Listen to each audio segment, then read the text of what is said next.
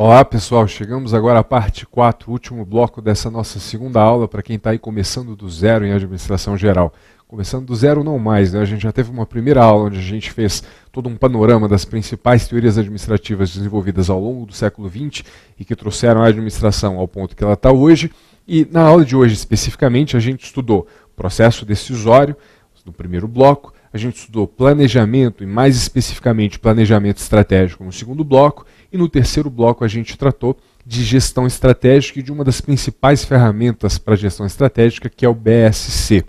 E a gente aprendeu que o BSC está ligado, claro, a essa ideia de você tirar a estratégia do papel e colocar ela em prática dentro da organização. E não custa lembrar, né, daqueles pontos que são os pontos mais cobrados em provas sobre o BSC. A primeira coisa é que ele rompe com a exclusividade da perspectiva financeira, dizendo, olha, é preciso ter uma perspectiva, um conjunto de perspectivas equilibradas, balanceadas. Então, você vai olhar para o aspecto financeiro, que é o que você quer melhorar, mas para isso você precisa cuidar da sua visão, dos seus clientes, da perspectiva dos seus processos internos e, claro, da sua perspectiva de aprendizado e crescimento que diz respeito à sua inovação, ou seja, a ideia de que você precisa balancear a sua atenção em 4 perspectivas diferentes, estabelecendo indicadores para fazer a medição do desempenho da organização em todas essas perspectivas. E a outra coisa que a gente precisa lembrar é que, além de estabelecer indicadores de forma equilibrada por todas essas perspectivas, ele trata do alinhamento de tudo que é feito no dia a dia, ou seja, do trabalho do curto prazo com a visão de longo prazo, com a visão de futuro, com a realização das estratégias da organização. Então, vamos lembrar desses pontos também, esses pontos são muito cobrados em prova e é importante você estar com eles afiadinhos aí, ok? Bom, agora, pessoal, a gente vai dedicar nesse quarto bloco a maior parte do nosso tempo à resolução de questões de prova sobre os assuntos da aula de hoje. Embora a gente vá fazer isso, antes de fazer isso, eu vou mostrar para vocês alguns quadros sintéticos onde a gente vai revisar as principais teorias administrativas que a gente viu na aula 1. Como eu disse para vocês, aquele é um assunto fundamental e ele é básico para a compreensão de vários temas. Então a gente vai, como é uma quantidade de informação realmente grande, né, realmente extensa, muito complexa no sentido de ter muitos itens para você assimilar, e para quem nunca viu isso, isso pode parecer bastante difícil, não é tão difícil assim, a gente vai construindo isso em camadas, essa é a ideia. Então a gente tratou daquela primeira visão, hoje a gente vai fazer uma revisão desses pontos ao longo do curso, a gente vai fazer outras questões e em todas as matérias, em todas as aulas, a gente vai fazer referência àquelas teorias administrativas, porque essas coisas realmente estão interligadas entre si, aos poucos isso vai sendo consolidado e você vai assimilar esse conhecimento de forma plena, não é? Para que você possa aí alcançar excelentes níveis de desempenho na resolução de questões de prova, que é o que realmente importa para a gente, que você consiga aí a aprovação no concurso com o qual você sonha, em que você deseja trabalhar aí ao longo da sua vida. Pois bem, vamos dar uma olhada aqui na tela para a gente falar aí desses quadros, para a gente rever as teorias administrativas. A gente viu na aula passada que a primeira da abordagem, a primeira escola de teorias administrativas é a abordagem clássica, que é composta de 2 vertentes, a administração científica, cujo principal representante é Taylor, e a teoria clássica, cujo principal representante é Fayol. As duas têm ênfases diferentes. A administração científica, ela enfatiza a tarefa e ela tem o que a gente chama de uma visão analítica, de baixo para cima, olhando para a execução dessas tarefas. Enquanto a teoria clássica de Fayol enfatiza a estrutura, então ela tem uma visão mais sintética, de cima para baixo. E aí uma observação, né? Embora as duas tenham ênfases diferentes e perspectivas diferentes, uma de baixo para cima, uma de cima para baixo, uma analítica, a outra sintética, as duas têm muitos pontos em comum e tem objetivos em comum também. Ou seja, o objetivo essencial é como é que eu faço para as organizações serem mais eficientes, ou seja, mais produtivas. Então, cada um vai trazer uma perspectiva, mas com o mesmo objetivo. Olhando para a tela, pessoal, a principal contribuição da abordagem clássica é você propor um sistema de regras e métodos administrativos que você não tinha até então. Então eles são os pioneiros da administração, por isso é a abordagem clássica, que vão trazer regras e métodos administrativos para tornar as organizações mais eficientes. Em seguida, vem a chamada abordagem de relações humanas, onde a ênfase está nas pessoas. E aí o mais importante é compreender o homem não mais como um homem econômico que só quer resultados financeiros, mas como um homem social que pertence a grupos sociais e que é influenciado pelos grupos. Ou seja, é reconhecer que o indivíduo precisa de incentivos emocionais e afetivos para conseguir manter uma alta produtividade. Então, enquanto a abordagem clássica considerava o conceito do homem econômico, a abordagem de relações humanas considera o conceito do homem social. Aqui incentivos salariais, monetários, financeiros, e aqui incentivos emocionais e afetivos. Depois a gente viu a abordagem comportamental, onde a ênfase, assim como na Escola das Relações Humanas, está nas pessoas. Só que não é nas pessoas no grupo informal, mas na relação mais ampla das pessoas com a organização. A abordagem comportamental ela parte de uma constatação de que os objetivos dos indivíduos estão em conflito natural com os objetivos da organização, ou seja, existe uma diferença. Mas embora exista, essas diferenças podem ser compatibilizadas, ou de outra forma, é possível harmonizar os interesses dos indivíduos com os interesses da organização. E se você fizer isso, você vai conseguir que o indivíduo se realize, se satisfaça exercendo o seu trabalho e ao mesmo tempo que as organizações consigam alcançar os seus objetivos e metas. Por isso a escola comportamental trata da busca pela superação desse conflito e ela envolve várias teorias de motivação e liderança, como por exemplo as teorias de Maslow e de Herzberg, ou seja, de que forma você vai conduzir a liderança na organização e de que forma você vai trabalhar a motivação dos indivíduos para que eles consigam produzir mais e ajudar a organização a alcançar os seus resultados. Não é? Volta para a tela. Então, a grande contribuição dessa escola é a percepção da importância dos fatores de motivação sobre o desempenho dos indivíduos, não é? E estudar os meios que levam a essa motivação seria relevante para você entender como a organização pode alcançar melhor os seus resultados. Vimos também a abordagem estruturalista, que também se subdivide em duas vertentes. A teoria da burocracia, cuja ênfase está na estrutura, e a teoria estruturalista propriamente dita, cuja ênfase está na estrutura, mas também nas pessoas e nos ambientes. A teoria da burocracia, como contribuição, ela traz uma concepção racional legal da organização, propondo padrões normativos e meritocráticos que levariam a organização, através do cumprimento de normas, a alcançar a eficiência por meio da valorização da racionalidade econômica e da profissionalização das relações entre indivíduos e organizações. Não é? Enquanto a teoria estruturalista ela tem um entendimento bastante mais eclético dos elementos da organização, agregando os conhecimentos de diversas escolas anteriores, ela faz um desdobramento da teoria, lembra disso, viu, pessoal? A teoria estruturalista ela faz um desdobramento crítico da teoria da burocracia, ela introduz esses estudos sobre o ambiente, começando a considerar a organização como um sistema aberto que se relaciona com o ambiente, ela é um passo em direção à teoria de sistemas, ela agrega elementos da escola clássica, da escola de relações humanas, dizendo, olha, tanto os incentivos materiais quanto os incentivos emocionais são importantes, ela considera os aspectos formais e informais da organização, ela considera os diferentes níveis organizacionais, estratégico, tático e operacional, ou seja, ela traz uma perspectiva bastante complexa, considerando aí tanto a estrutura, quanto as pessoas, quanto as relações com o ambiente. Então, de todas essas abordagens que a gente viu até agora, ela é a abordagem mais complexa e, ao mesmo tempo, completa. Volta para a tela. Depois a gente viu a abordagem neoclássica, cuja ênfase, assim como a teoria clássica de Fayol, está na estrutura, e aí a ênfase é na busca pelos objetivos, pelos resultados. A gente viu que a abordagem neoclássica está muito ligada a uma coisa chamada administração por objetivos. Então a gente quer as organizações perseguindo objetivos, o trabalho é feito para alcançar resultados. Essa é a ideia que a neoclássica traz. Então, além de valorizar princípios clássicos, ela traz essa ênfase na busca pelos objetivos e resultados. Depois a gente viu a teoria do desenvolvimento organizacional, que é muito ligado à abordagem comportamental. É uma evolução da abordagem comportamental, de novo com ênfase em pessoas, e se percebe que as mudanças devem envolver a cultura da organização por meio das pessoas e dos grupos que a integram, né? Ou seja, a teoria do desenvolvimento organizacional entende a mudança como inevitável e, portanto, lembra que a organização deve conduzir essa mudança de uma forma planejada por meio da mudança da cultura da organização, das pessoas e dos grupos, sempre por meio de processos participativos, democráticos, colaborativos, de mudança, não é? Então, essa é a perspectiva da teoria do desenvolvimento organizacional, ou simplesmente DO, não é? As iniciais aí da teoria. Depois a gente viu a abordagem sistêmica, que é a penúltima, cuja ênfase está tanto na visão dos sistemas quanto na visão do ambiente, porque como os sistemas são abertos, eles interagem com o ambiente.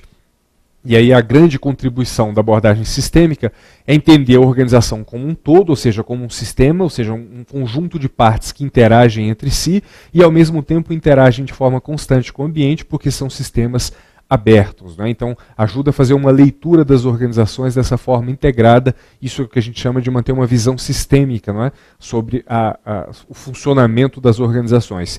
E por último, pessoal, a gente viu a abordagem contingencial, cuja ênfase está em ambiente e tecnologia. Aquela visão que entende de que não há um melhor modelo geral adequado a todas as organizações e em todas as circunstâncias. Ou seja, é a visão de que o melhor modelo de gestão, a melhor forma de estrutura, o melhor jeito de você lidar com a organização depende das circunstâncias, depende das contingências, depende do que aquela organização tem e do que ela enfrenta em um dado momento, depende do que o ambiente coloca como desafio e depende do tipo de tecnologia que ela adota. Então, é uma abordagem contingencial porque a forma de gestão depende da contingência.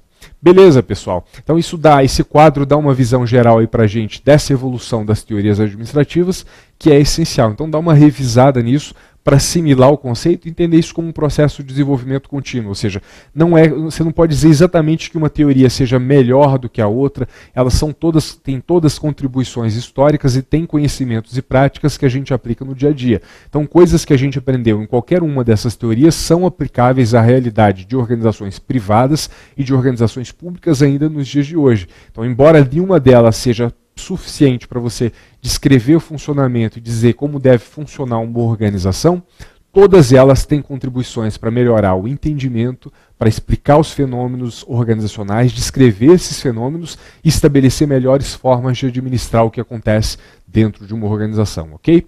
Bom, beleza, pessoal. Vamos fazer questões de provas agora, então, para a gente afinar aí os conhecimentos da aula. Vamos dar uma olhada na tela. A gente tem algumas questões para resolver, começando aí com uma de planejamento. Olha só, sobre o tema planejamento estratégico é correto afirmar. Olha só, letra A. A análise das ameaças e oportunidades do ambiente externo da organização é mais importante do que a análise dos pontos fracos e fortes do seu ambiente interno. Isso está errado, né, pessoal? Não é mais importante. Os dois elementos são importantes e eles têm que ser vistos de uma forma integrada. Então está errado. Letra B diz, olha, é um processo que abrange a organização de forma sistêmica, compreendendo todas as suas potencialidades e capacidades. Essa aqui, em tese, está correta, não é? Ou seja, a ideia de que, quando eu estou falando da visão estratégica, do planejamento no nível estratégico, eu estou olhando para a organização como um todo. Ele tem um alcance sistêmico, onde eu vou compreender todas as potencialidades e capacidades que deverão ser utilizadas para que a organização alcance os seus objetivos e realize uma visão de futuro.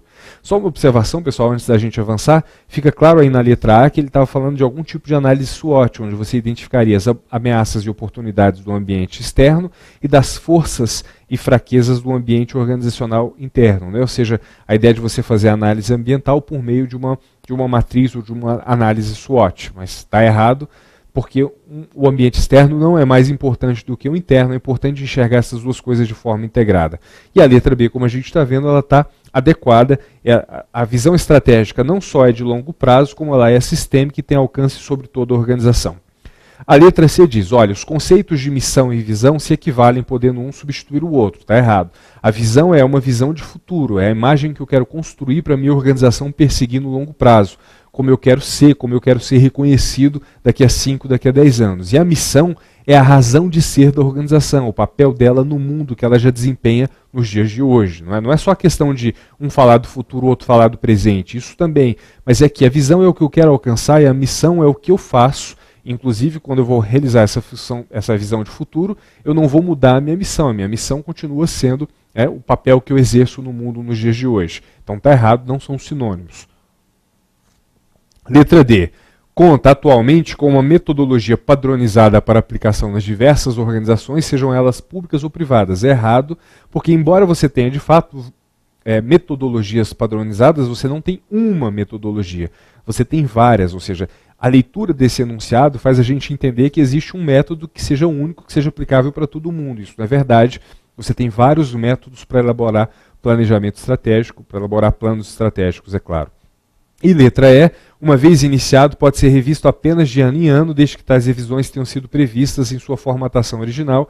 Errado, ou seja, não existe a exigência de que a periodicidade de revisão seja anual, nem de que as revisões tenham sido previstas em sua formatação original. Está completamente errado, portanto a resposta de fato é letra B de bola. Voltando aqui na tela, é ela que a gente marca. Como a gente viu na letra E, essa questão da revisão ela precisa ser levada em consideração porque o plano tem, lembra disso, né, pessoal? O plano tem que combinar estabilidade, porque ele precisa ter um mínimo de estabilidade, mas precisa ter flexibilidade, porque caso haja mudanças ambientais, caso seja necessário readequar objetivos, metas, estratégias, é preciso então ter flexibilidade para aprender no dia a dia e manter sempre uma perspectiva estratégica de uma forma mais sistemática, né? Volta para a tela, então descartamos aí a letra E, ficamos com a letra B. Segunda questão, pessoal. Assinale a frase correta. Está falando aí de construção de cenários, né? Olha aqui que ele vai dizer. Letra A. A técnica de cenários lida com a identificação de variáveis quantitativas. A rigor, pessoal, não é que está errado, né? Mas o que a gente sabe é que a construção de cenários, embora ela incorpore dados quantitativos, ela é essencialmente baseada em aspectos qualitativos, especialmente porque a gente sabe que hoje, cada vez mais, a análise de cenários assume a forma prospectiva. Lembra que a gente falou de análise projetiva, onde aí sim eu utilizo dados quantitativos para projetar um futuro, mas que a maior parte das técnicas de cenário hoje lidam com incerteza e, portanto, são abordagens prospectivas e não projetivas. E na abordagem prospectiva eu considero qual que é a probabilidade de diferentes cenários acontecerem. Eu não consigo estimar ou imaginar esses cenários simplesmente me utilizando de métodos quantitativos. Pelo contrário, eu vou ter que utilizar coisas como lógica intuitiva para tentar imaginar possíveis cenários que poderão ou não acontecer. Não é? Então volta para a tela. Essa não é uma frase muito correta. Depois ele fala do método Delphos, ou método Delphi, que a gente falou também lá no nosso segundo bloco. Ele diz, é uma técnica de elaboração de cenários baseado na experiência dos participantes. Isso está correto. Aquela história de eu colocar lá vários indivíduos, vários especialistas, faço a pergunta para os vários especialistas, eles respondem, eu mostro as respostas para cada um deles e pergunto de novo. E repito esse procedimento várias vezes até eu criar alguns cenários que me parecem, para esses especialistas, os cenários mais prováveis, não é? Então, está correto a letra B. Na letra C ele diz, olha, por cenário se entende uma sequência hipotética de eventos com o propósito de controle. Bom, não é exatamente isso. É você imaginar realmente um conjunto de circunstâncias futuras que podem ou não acontecer, com o propósito de você estabelecer planos para aproveitar da melhor forma possível os diferentes cenários que podem se configurar no seu futuro. Não é? Na letra D, cenários constroem-se a partir de tendências quantitativas do passado. É a mesma coisa da letra A, não é? Ou seja, uma visão exclusivamente projetiva que não é a visão que predomina hoje. A gente sabe que a visão que predomina hoje é a visão prospectiva, onde você vai prospectar futuros cenários alternativos, né? Essa é a visão que nos importa. E as tendências quantitativas do passado, elas são menos importantes, não é? Eu olho do presente para o futuro, claro, considerando o que aconteceu no passado, mas de uma forma onde as questões quantitativas elas têm pouca influência dado o grau de incerteza que existe. Okay? E por último, a letra E diz, olha, a construção de cenários pressupõe a formulação irracional do futuro. Não é isso. O fato de você não se ater a tendências quantitativas e de você ter alguma margem de imaginação e de intuição no processo, não significa que você vai fazer isso de uma maneira irracional. Existem métodos para você construir cenários, métodos bastante sistematizados para que você construa cenários de uma forma absolutamente racional, não é? Então está errado isso aí. Voltando na tela, ficamos então com a letra B, e ela que a gente vai marcar aí como gabarito dessa questão. Questão 3, pessoal. Uma questão aí sobre processo decisório, sobre uma ferramenta específica. Olha o que ele diz.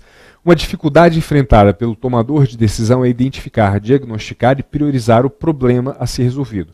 Escolha a opção que explicita corretamente o diagrama de Ishikawa, que é aquele diagrama que a gente conhece como o diagrama de espinha de peixe, onde você tem um efeito e você tem diversas causas, e ele serve para você estabelecer realmente isso, ou seja, a relação entre as causas e os efeitos. Na letra A ele diz, essa técnica permite priorizar as causas que são responsáveis pelo maior número de efeitos. Como a gente viu na aula de hoje, pessoal, essa história de priorizar não é Ishikawa, é Pareto. Então, Ishikawa te ajuda a identificar todas as causas. Na hora de você priorizar quais você vai atacar, identificar aquelas poucas causas que respondem pela maior parte dos efeitos, você já está aplicando outra ferramenta que é a análise de Pareto, o diagrama de Pareto, ou seja, de qualquer forma, alguma aplicação do princípio de Pareto que diz que a menor parte das causas costuma ser responsável pela maior parte dos efeitos, então faz sentido você priorizar essas causas que são preponderantes. Então, várias e várias questões de prova querem saber se você consegue distinguir Ishikawa de Pareto. Então, atenção, se ele está falando de priorização, ele está falando de Pareto e não de Ishikawa. Volta para a tela, portanto, a letra A está errada e a gente não marca, a gente quer a visão correta do Ishikawa aí do diagrama espinha de peixe. Essa técnica possibilita identificar, organizar o raciocínio e a discussão sobre as causas de um problema. Beleza, o problema é o efeito e as causas são os fatores que levam ao seu acontecimento. Né? Então é verdade, ela me ajuda a identificar, organizar e raciocinar em torno dessas relações entre causas e efeitos. Aqui está correto. Na letra C ele diz, olha, com base na análise simultânea do efeito da decisão para o desempenho da empresa e o tempo disponível para a decisão, é possível priorizar o problema a ser tratado. Está errado, não é isso que é Ishikawa. Com base na análise dos objetivos que se deseja alcançar, é possível identificar variáveis que podem e não podem ser modificadas. Olha, essa visão não é Ishikawa, ela é útil no processo decisório, que ela trata de você identificar quais são os parâmetros, que são os dados da realidade que estão fora do seu alcance, e quais são as variáveis que você pode alterar. E aí, na hora de tomar uma decisão, você tem que lembrar disso, né? Os parâmetros você não mexe e você atua sobre as variáveis. Então é importante lembrar desse método de delineamento de problemas organizacionais, mas isso não é Ishikawa. E por último, letra E, essa técnica possibilita hierarquizar causas e efeitos por meio da atribuição de notas e sua ponderação. Isso parece mais ponderação de critérios, a gente estudou sobre isso na parte de processo decisório no bloco 1, mas isso não é Ishikawa, isso é ponderação de critérios. Então a resposta dessa questão, de novo, é letra B de bola. Em frente, pessoal. Questão 4. Olha, mera representação gráfica de uma tabela de decisões, esse é o primeiro ponto, representação gráfica, consistindo de uma hierarquia de nós internos e externos conectados por ramos. A seguinte técnica permite visualizar todos os resultados das decisões que podem ser tomadas para lidar com situações incertas. Em face do exposto, indique a opção correspondente. E é claro, pessoal, o que ele está falando, né? Percebam isso, né? Permite visualizar os resultados das decisões, ou seja, você toma uma decisão e ela tem possíveis resultados. E aí você tem possíveis consequências, então você vai formando diferentes nós e diferentes ramos que vão levando a você identificar, visualizar as consequências possíveis das suas decisões, para que isso te ajude a tomar uma decisão. O nome dessa ferramenta, a gente estudou ela no bloco 1, é árvore de decisões, portanto a resposta aqui é exatamente a letra B, árvore de decisões. Análise de campo de forças é algo que existe a você considerar em torno de uma determinada decisão quais são as forças favoráveis àquela decisão e quais são as forças contrárias àquela decisão, para você ponderar de que forma, para que lado pende o campo de forças e de como é que você pode maximizar isso e minimizar isso para conseguir alcançar a sua decisão, é outra coisa. O brainwriting, que é uma versão escrita do brainstorming, o princípio de Pareto, que a gente viu que serve para priorizar, e o diagrama de Ishikawa, que serve para estabelecer relações de causa e efeito. Mas a descrição que ele deu nesse enunciado claramente é a descrição de uma árvore de decisões. Questão 5, pessoal, uma questão que vai falar aí do BSC. Vamos dar uma olhada. Lê o enunciado. Como o controle tradicional tornou-se insuficiente para fazer face às necessidades das organizações, foram criados sistemas de controle que pudessem dar uma visão de conjunto das diferentes dimensões do desempenho da organização. Aí ele está olhando para o BSC, ele vai dizer, ó, indique a opção que define corretamente as ideias do BSC. Ele está olhando o BSC nesse aspecto aqui como a origem do BSC, como um sistema de avaliação e não como um sistema de gestão estratégica. Como a gente disse, foi assim que o BSC nasceu, né, como um sistema de avaliação do desempenho organizacional. E aí ele dá as seguintes opções. Olha, é uma técnica que permite identificar os fatores críticos de sucesso que contribuem para o desempenho da organização. Não é exatamente isso, não é identificar quais são os fatores críticos de sucesso.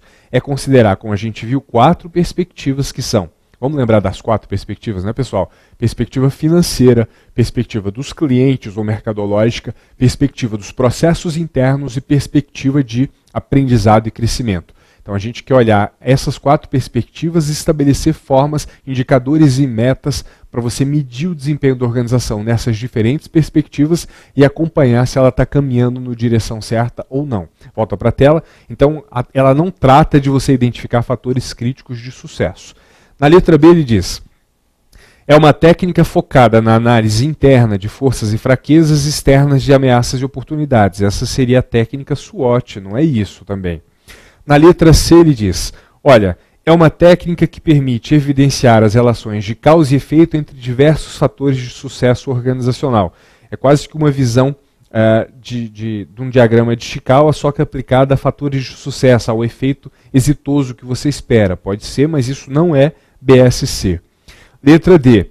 É uma técnica focada na busca da qualidade dos serviços prestados e excelência na gestão de negócios. Não é isso, né? A busca da qualidade faz parte das técnicas de gestão da qualidade. Então é outra coisa que não tem exatamente a ver com BSC. É claro que você pode utilizar a BSC e fazer gestão total da qualidade. Uma coisa não está fora da outra. Mas a gestão da qualidade é uma das ferramentas ou eventualmente uma das estratégias que uma organização pode adotar dentro da realização do seu BSC. Mas o BSC não é isso. Sobrou para a gente a letra A, que vai dizer: é uma técnica focada em dimensões do desempenho. Isso significa falar das diferentes perspectivas, é claro, que podem se desdobrar em medidas específicas e indicadores. Isso está correto. Ou seja, o fato de você considerar as 4 perspectivas: financeira, clientes, processos internos, aprendizado e crescimento, e lembrar que eu preciso estabelecer indicadores em cada uma dessas perspectivas para estabelecer metas e fazer a medição sistemática do desempenho organizacional a partir dos indicadores distribuídos em 4 perspectivas balanceadas. Portanto, a melhor resposta a essa questão, de fato, é a letra E, e é ela que a gente marca. Questão 6, pessoal. Dá uma lida aí no enunciado. A elaboração de cenários é um procedimento de aprendizado sobre o futuro. Nesse contexto, cenários são narrativas plausíveis sobre o futuro, consistentes e cuidadosamente estruturadas em torno de ideias, com propósitos de sua comunicação e utilidade, como, por exemplo, no apoio ao planejamento estratégico. Ou seja, você constrói essas narrativas sobre futuros possíveis ou cenários possíveis do futuro para ajudar você a tomar decisões hoje que vão impactar o resultado futuro de uma organização. Então, o seu plano estratégico deve contemplar esses cenários para você pensar as melhores estratégias possíveis em função desses cenários que podem ocorrer aí à frente, ok? Bom, aí ele continua. O processo de construção de cenários leva a uma melhor compreensão das nossas percepções e a uma melhor avaliação dos impactos que julgamos relevantes. Sobre o tema, é correto afirmar que os cenários devem possuir os seguintes atributos, exceto, então ele quer aquele item que não faz parte das características dos cenários. Letra A, os cenários devem ser claros. Perfeito, né, pessoal? Os cenários devem ser transparentes a fim de facilitar tanto a sua compreensão quanto o entendimento de sua lógica e, portanto, sirva para orientar a elaboração de um plano estratégico. Cenários confusos não te levam a uma boa descrição da realidade futura possível e, portanto, não servem para te orientar de uma forma adequada. Letra B. Os cenários deveriam ser determinísticos, ou seja, devem possibilitar a predição exata do futuro de modo a otimizar a tomada de decisões por parte do gestor. Isso está errado. Os cenários não são determinísticos, pessoal. Os cenários, na visão projetiva, eles seriam determinísticos. Você projeta o futuro. Mas a visão que predomina é que lida com a incerteza. Então, a visão prospectiva. Então, os cenários, ao invés de serem determinísticos, eles são probabilísticos. Eles podem acontecer. E existe alguma probabilidade de que eles venham a acontecer. Então, ou seja, eu não posso dizer que é esse cenário que vai acontecer, mas que existem alguns cenários possíveis. Então isso aqui está errado. Volta para a tela. Então, justamente porque está errado, é essa que a gente vai marcar. Foi isso que o enunciado pediu. Além disso, os cenários devem ser focados, ou seja, eles devem ser amplos, mas eu preciso tratar de um foco específico. Eu não posso querer criar o cenário do universo aqui, mas olhar mais para a área específica de negócios. Então eles têm que ser amplos, mas ao mesmo tempo manter o foco no meu negócio. Devem ser plausíveis, é claro. Se o cenário for absolutamente impossível ou muito pouco provável, ele vai acabar sendo descartado. e ele tem que ser relevante, ou seja, eles têm que produzir uma visão nova e original dos temas abordados, porque se eles não trouxerem nenhuma informação que agregue, então eu não preciso desse cenário, ok? E por último, pessoal, a última questão que a gente vai fazer hoje é, de novo, planejamento estratégico. Então, considerando uma ferramenta de mudança organizacional, o planejamento estratégico pode ser caracterizado pelas seguintes afirmações, exceto: letra A, está relacionado com a adaptação da organização a um ambiente mutável, sujeito à incerteza a respeito dos eventos ambientais. Correto. Sempre a visão estratégica diz respeito a como a organização vai conseguir se adaptar ao ambiente e aos desafios ambientais. Letra B. O planejamento estratégico é orientado para o futuro. Correto. Seu horizonte de tempo são curto e o médio prazo. Errado. A gente sabe que o planejamento estratégico tem um horizonte de longo prazo. Isso aqui está errado, portanto, é essa a resposta que a gente vai marcar conforme pede o enunciado. Letra C. É compreensivo, compreensivo no sentido exatamente que ele explica, ou seja, envolve a organização como um todo, com o objetivo de obter efeitos sinergísticos de todas as capacidades e potencialidades da organização. Perfeito. Depois, é um processo de construção de consenso, pois oferece um meio de atender a todos na direção futuro que melhor convém à organização, ou seja, a criação de uma visão de futuro que sirva para atender os interesses de todo mundo que vai fazer parte dessa organização. Depois, é uma forma de aprendizagem organizacional, pois constitui uma tentativa constante de aprender a ajustar-se a um ambiente complexo, competitivo e suscetível a mudanças, ou seja, você define o que você quer fazer para alcançar um determinado futuro e você, à medida que você executa e avalia o que está acontecendo, isso melhora a sua capacidade de planejar, a sua capacidade de executar e a própria capacidade de avaliar, ou seja, é um processo de aprendizagem organizacional constante. Então a única errada, voltando aí na tela, pessoal, era de fato a letra B, e é ela que você assinala, ok? Bom, pessoal, com isso então a gente termina esse bloco e, claro, terminamos essa nossa segunda aula de administração geral. Bons estudos aí para vocês, revisem na medida do possível o material, se for o caso os vídeos, tentem resolver as questões sozinhos, até você estar naquele ponto em que você acerta todas as questões sem precisar de ajuda, ok? Qualquer coisa vocês entrem em contato e a gente se fala na próxima aula. Um abraço.